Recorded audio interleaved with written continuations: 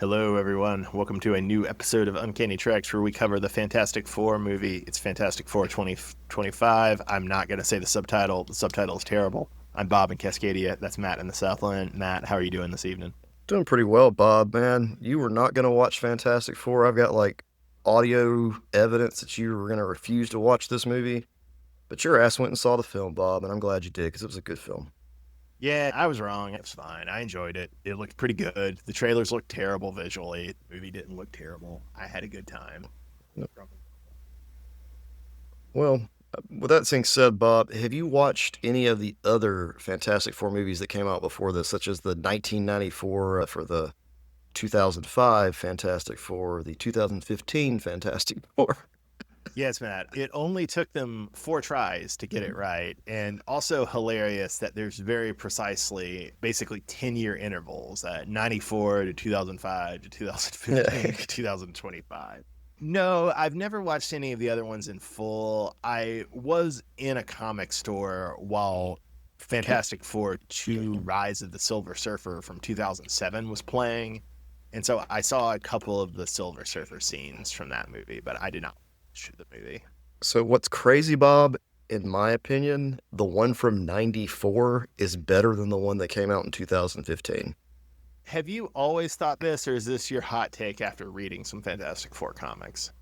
This is probably my hot take after reading Fantastic Four comics, which is something I have to keep in mind when I read reviews and crap online about Fantastic Four and them not understanding it.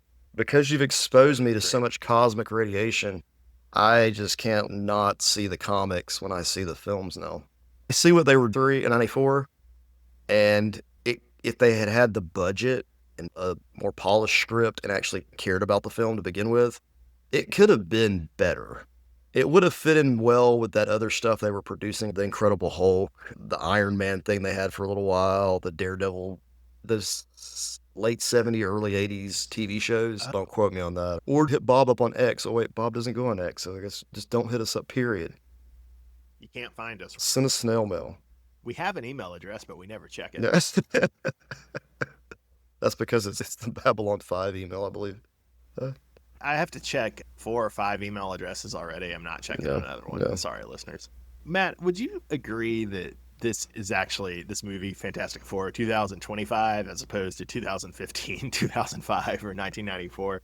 Would you agree that Fantastic Four 2025 is roughly comparable to the Superman movie in terms of quality, theme, tone, use of the comics histories? I was shocked at how broadly similar these were. Well, we're making this huge shift from where these films have been the last 10 years, where it's lighter, brighter, and there's just a message of hope to some degree. And I don't mean hope like Henry Cavill's that Man of Steel hope, but I think also a shift in setting away from the whole Earth 616 and everything all the baggage that comes with that helped this film tremendously. Because if you're watching all the MCU crap, and you can watch Fantastic Four and not have to worry about any of it, you don't need to know anything going into it. Yeah. And to me, it's the same way the Snyderverse being nixed, and now we have what James Gunn is doing. I just hope it stays this way and doesn't just become this convoluted mess. Well, and listeners, we're obviously going to spoil this movie relentlessly starting right now. And that to me is one of the depressing things about this movie is that it does really well. It establishes this different world from the MCU where you could make a couple Fantastic Four sequels and they might be fun. I don't know if you would want to or need to do this, but you could, in theory, set another movie or two on this world and it would be cool. But instead of doing that, it's just, nope, all set up for a multiversal movie that I'm definitely just not going to see, Matt. You can't make me see Avengers Doomsday. That's the thing, Bob, but I'm hoping that the Fantastic Four go back to their Earth and have adventures like you're saying that we can watch that don't involve all this multiversal hopping, dimension hopping. Sure, they can go back. It will depend on how they execute this in Avengers Doomsday, but they're going to use the Fantastic Four's signature opponent in the crossover movie. And so it's, oh yeah, you can go back and have your own little separate event. You've already used it. That does suck because most Fantastic Four we read, as far as the really good runs that you've had me read, they start off usually with no Doctor Doom, and then Doctor Doom shows up at some point, causes chaos. And I was really hoping that is what was going to happen in this film. I don't know. But we're not going to get that. There's just no way that Robert Downey Jr. is going to play Doctor Doom at anything like Doctor Doom appears in the Mark Waid or the John. There's just no way. Oh, no, there's no way. It's just not possible. So I don't know. On the one hand, it is interesting that this and Superman, to go back to the original point, so similar, like you say, hope focus, launching a new era. But in that way, even though I have some misgivings about where the James Gunn universe is going to, in that way, you have to say much more open, promising future for the DC universe. Whereas Marvel does this and it's just immediately going to return back to more of the same, more of the MCU and Avengers doing multiversal crap, which I'm done with. I don't care. Well, I'm gonna watch it when it does come out, Bob, and I'm trying to keep my hopes up that they've learned their lesson, but I doubt they have. We'll see. Franklin, he was advertised to be in the film ahead of time. You and I know who Franklin is, but it a lot of people don't know his power set, what he is capable of. And I think that was one of the reasons when I mentioned him in previous podcasts, you were kind of thinking there's no way they're going to do Franklin, right? Yeah, and I was obviously wrong about that too. And you were pretty irritated about them spoiling Franklin's role in the trailer, as I recall. I really was, but it was fine once I saw the film because I didn't realize he was going to be born out in the cosmos in front of Galactus with Sue in so much stress, keeping the whole ship and everything together. That to me really changed it. The whole family aspect of Thing actually delivering the child, that was cool. There's just so much going on there. It's just a very amazing scene. Him being born in space changed everything and made that okay for them to give away. Because it got me more interested. I'm like, okay, how are they going to bring Franklin into this? So you literally now have Jesus as a character at this point. It was handled pretty well here, but again, I'm not going to watch Avengers Doomsday. I'm not looking forward to how they're going to handle Franklin in that at all. So were you okay with Galactus saying that he wanted to be freed by Franklin, basically for Franklin to take his place, which is different from the comics because Franklin makes Galactus his herald. In the comics, Galactus does sometimes talk about his role as a curse. I can't remember if they've done a full-on plot of him trying to pass the hunger on to someone else, but it's not, I would say it's not out of line with what I know about Galactus from the comics. Okay. And the Herald is a future thing, right? It's not something that's happened in the present of comics. There's a lot to praise about this movie. I enjoyed this movie. First Steps is a terrible subtitle, though, right? Just absolutely awful. And it made a little more sense when you realize that, Franklin was so much the central MacGuffin of this movie that Galactus trying to get baby Franklin and the FF trying to protect him would make the whole movie go round. The title made a little more sense then, but even then it still doesn't make that much sense because it's not like Franklin takes his first steps. And even if he had taken his first steps in the movie, it would have been terrible. Why did they have to give it this god-awful subtitle? Bob, they missed an incredible opportunity. Imagine Sue's laying there and Reed's pumping her hard, trying to get her back to life and everything. And Ben Grimm is holding Franklin, and Franklin decides he wants to get down, so they let him down. And he takes his first steps to Sue and resurrects. Cinema, Bob. Cinema right there. Well, Matt, maybe they'll do an animated what if episode of that very just for you. His first steps to save his mother. Did you know that the director of this film directed 43 episodes of It's Always Sunny in Philadelphia, and he directed all of WandaVision? Yeah, and you hated WandaVision. I loved WandaVision. I thought the camera work and some of the work with having the different sitcom eras on WandaVision was pretty good.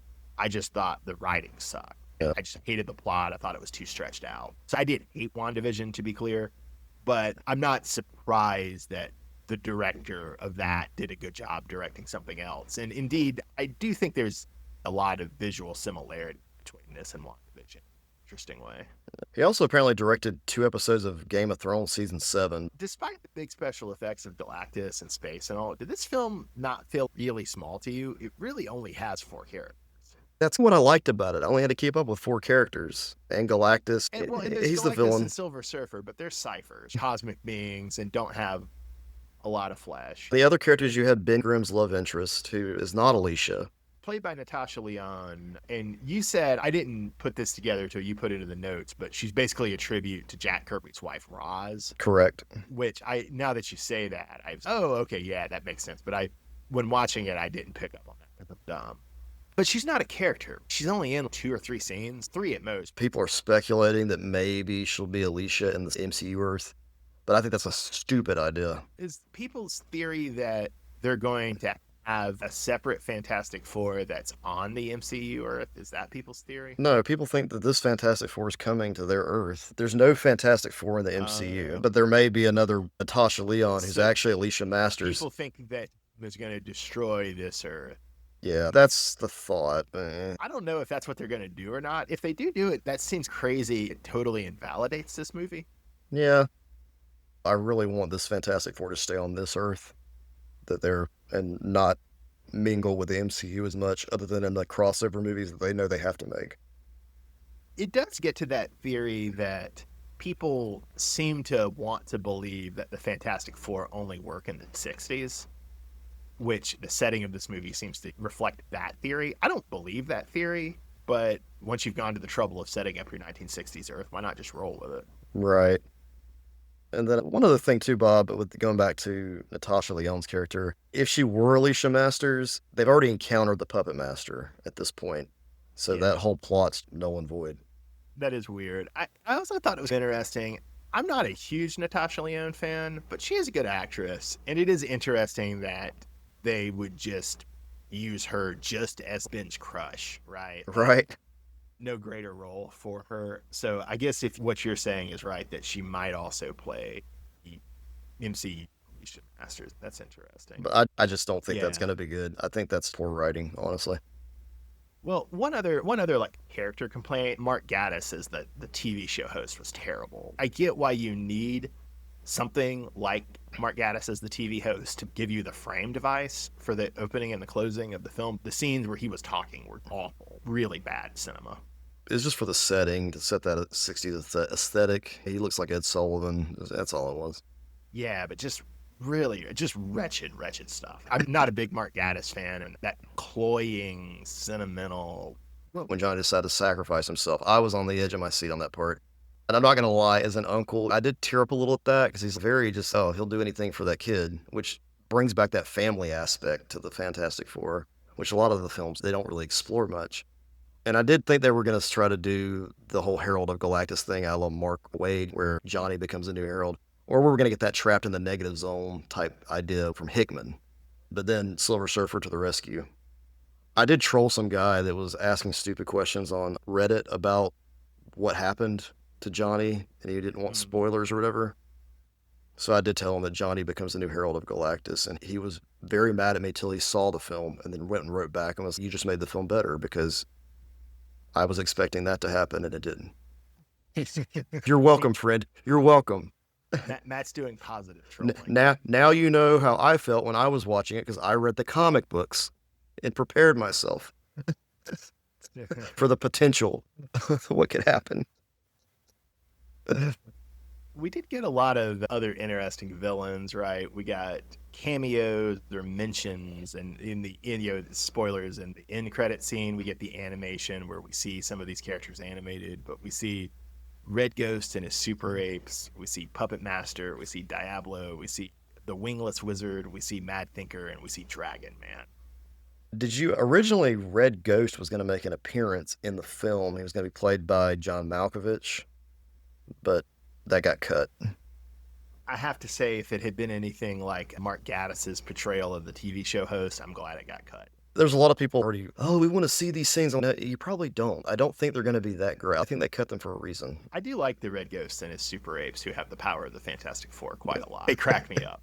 But I don't necessarily need to see him on screen, played by John Malkovich. Okay. I can have a full life without that, I think. So, of the characters you listed here, Bob, which would you most want to see in a Fantastic Four film?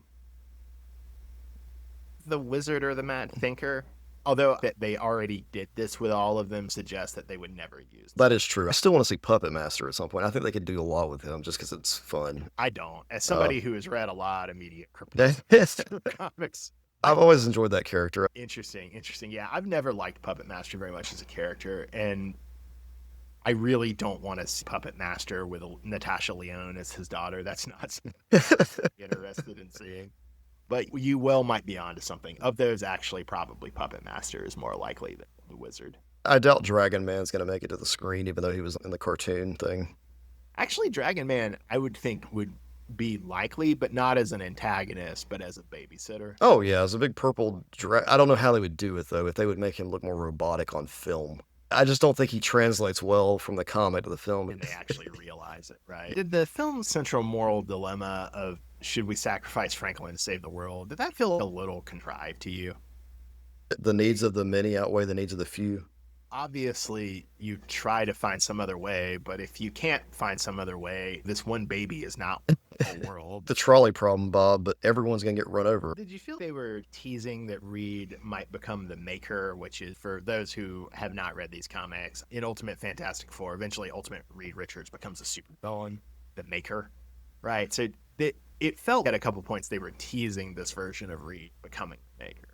That's way down the road. I would hope they would go different directions. I would prefer seeing a council of Reeds before I see that. Yeah, we already talked about Johnny gearing up to sacrifice himself around a portal, which, on the one hand, there's only so many ways superheroes can sacrifice themselves. That doesn't have to be a strong Hickman influence, but it did very much feel like the death of the Human Torch in the Hickman run. And then we also have this interesting thing where they use the Future Foundation, but in the comics, the Future Foundation is Reed's school for gifted kids, where in the movie, it's Sue's diplomatic initiative, which on the one hand is different than how Hickman created the Future Foundation, but on the other hand, it's interesting because it's still echoing what Hickman does with Sue as a diplomat and with the concern for all the sovereignties of these fictional places like Latveria and Subterranea and Atlantis, that sort of thing. I'm glad they went ahead and used the Future Foundation name because if they didn't, there would be some Disney Plus cartoon out there that would try to run with it, and I don't want to watch that. Did you think this show was desperate to have an animated spinoff? What with all the mentions of these villains whose adventures we're never going to see on the cinema screen, And the '60s animation that we see a couple times? yeah, and the post credits animation. I think they wanted to, but it's just not necessary. To me, it should just be a callback to the older Marvel shows. There's so many options for cartoons of Fantastic Four on Disney Plus. We don't really need more. On the one hand, sure, I'm glad to not have anything more to watch. But on the other hand, compared to how bad the past couple of Disney Spider-Man cartoons, not Friendly Neighborhood Spider-Man, which I liked, but compared to how bad the couple before that were, I don't know, you could do worse than like a Fantastic Four, especially since unlike Avengers and Spider-Man, we're not exactly spoiled for choice among Fantastic Four cartoons. But then you go on, you add that cartoon. Okay, is that canon? Is it not? Does it fit?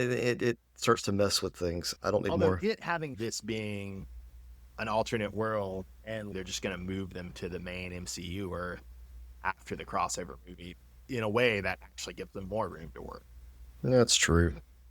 I just don't want them to cook too much because then when you get too much, I don't want that much content in my face as I get older.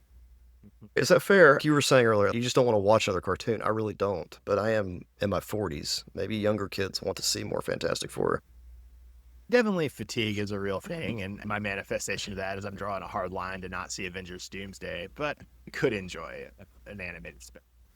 This invites an animated spinoff in the way that no other MCU I've seen does. Does that distinction make sense? Yes, and I'm also interested to go back to work to see how many children I work with actually like the Fantastic Four more than Superman, or vice versa, or like what was more popular among children.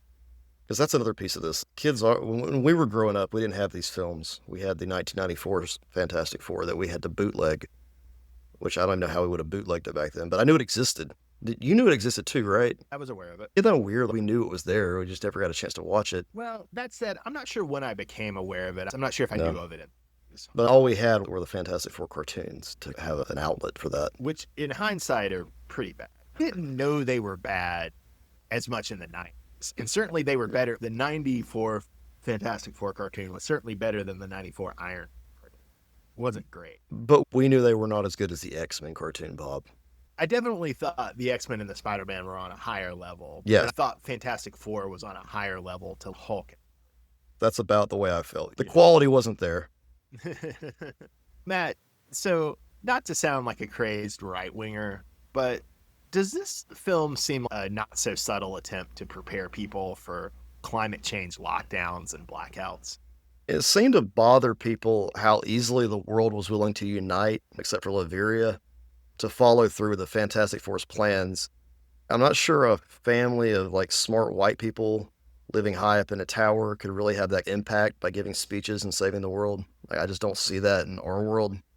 You see how fast people turned on Superman in that film when they thought he was creating a harem. Superman gets human nature better than the Fantastic Four, but then again, it's a different world. You see the public turn on the FF with Reed comes out with the issue about Galactus wanting Franklin, right? Which I didn't bring this up, but that was also a weird choice of like why Reed told people that. It wasn't clear, was that just a narrative contrivance, or was this an expression of Reed is so autistic that he doesn't see that as a problem? That Or is it they have a commitment to radical honesty and radical transparency? This isn't a full on criticism because I don't necessarily want to have gone into any of this, but it just raised these interesting questions. Reed, I feel, was coded as being on the spectrum, and that's part of it, because there's a couple of other things he says throughout the film where he takes everything very literally. The other thing about it, and I guess just to press on this a little more, one of the reasons superhero movies are bad at doing an allegory for climate change is superhero movies, the threat is like usually some sort of monster, some sort of villain force that it comes and you defeat it, right? And it's a one off thing. So, oh, the world unites, but it unites for this one instant. Yes. Beyond that, right? And so it's, oh, okay, well, everybody has to do your green lockdown. Everybody has to have your climate change blackout, but we're going to move the Earth and we're going to trick Galactus and we're good. We're going to teleport Galactus to the another dimension and we're good. Whereas actual climate change or actually addressing global pandemics, actually addressing equality requires sustained changes to the way we live. And it doesn't even necessarily have to be that negative for people, right? But it does require sustained changes that go against the interests of those most powerful people in the world. And so, not to be too pessimistic, but it's just not going to happen. On the one hand, it's funny to imagine a right winger watching this. Imagine Alex Jones watching this movie and being, oh my God, Hollywood is propagandizing me about the green lockdowns. But it's also, I don't know, as somebody who is really cynical about the future prospects for humanity, it's also just a little depressing of, oh, here's this uplifting moment where everybody unites to solve this single crisis while we have so many unfolding catastrophes that we're never going to deal with. And that's why a lot of people found it unbelievable. One other thing, Matt, did you like how little Reed used his stretching powers until Galactus started playing with him and pulling on him like a rubber band?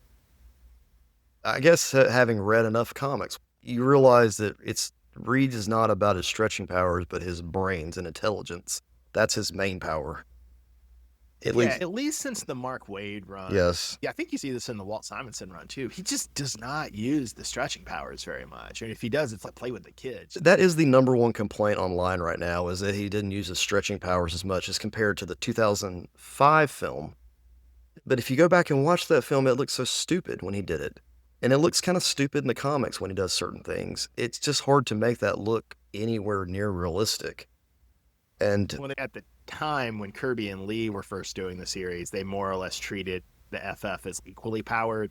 Over time, it's become obvious that he's by far physically the weakest of the four. But he is technically the smartest, and that's just what I like. I didn't care how far he was able to stretch throughout the film. I thought the imagery of him using his stretch powers looked good because he didn't use it as much. Less is better. And you mainly just saw him climbing or using his legs to move, and they were longer. It wasn't the stretching his whole neck all the way around the size of a skyscraper or anything. It wasn't anything weird. It reminds me of when he turns into a dinosaur in that one comic. We're not going to see that on film, guys. Get over it. It's not happening. Well, Matt, did Sue's death and resurrection to you, did that feel pretty similar to how they handled Ben's death in the Mark Waid, Mike run, especially Reed trying to jumpstart Ben's heart in Latveria in authoritative action? That whole death scene, Bob, I have a problem with these death scenes where they do this because of Deadpool 2. And I don't think you watched Deadpool 2. Nope, never will. They ruined any high stakes death like this in that film where they have to slowly, is she dead? Is she not? Is he dead? It ruined Who that did for they me. do it? Was it with Cable? It's this long drawn out scene. It's funny the first time you watch it, but then the second time you're okay, I get it. It's funny, but you have to see it. And if you've seen the film I'm talking about. Brutal. Unless we have other thoughts about the future of the MCU franchise, I just wanted to end with the two best letterbox reviews I found of this movie. All right, Bob, go for it. All right, one was I wish mine was as big as Galactus. Wow. Then one was she literally mothered her way to saving the world. That's what it's all about. Those were two really funny letterbox reviews. I really enjoyed those. One thing we did not talk about, Bob, post-credit scene, Doctor Doom. I know What is there to say? you're not looking forward to it. No, but I have a theory, Bob. I have a theory on how they're going to do this. And people agree this may be what it is. Doctor Doom knows that Franklin has these amazing powers. He goes and he visits Franklin. He shows Franklin his face. Franklin's reaching out to fix Doom's face. Okay? We don't get to see what he's doing to his face. I think he's making him look like Robert Downey Jr. so that in the future movies, when Doom is unmasked, it looks like Tony Stark, and somehow that is pivotal to the plot. I don't know what the plot's going to be. I don't know why him revealing himself to be someone that they believe may be on their side is it good or bad, or I don't know. But that's going to be part of it. And I think that may be why they cast Robert Downey Jr. I just don't think, I like Robert Downey Jr. I just don't think this is not a great idea. I agree with you that Downey Jr. is a terrible idea. This also just goes back to, even though I enjoyed this movie, I don't know, man. I don't want Fantastic Four movies in the same way that I don't want X-Men movies. Bob don't want them X-Men movies, but man, they're coming. I keep hoping that the bubble will burst. Nah, Fantastic Four and Superman just inflated that bubble. This does, in a weird way, feel like a one-off movie, we were saying earlier, because it just leads right into the Avengers movie, and the prospect for sequels is a little unclear. And if they do them, there's a good chance, like you say, they might be sequels set on the MCU Earth.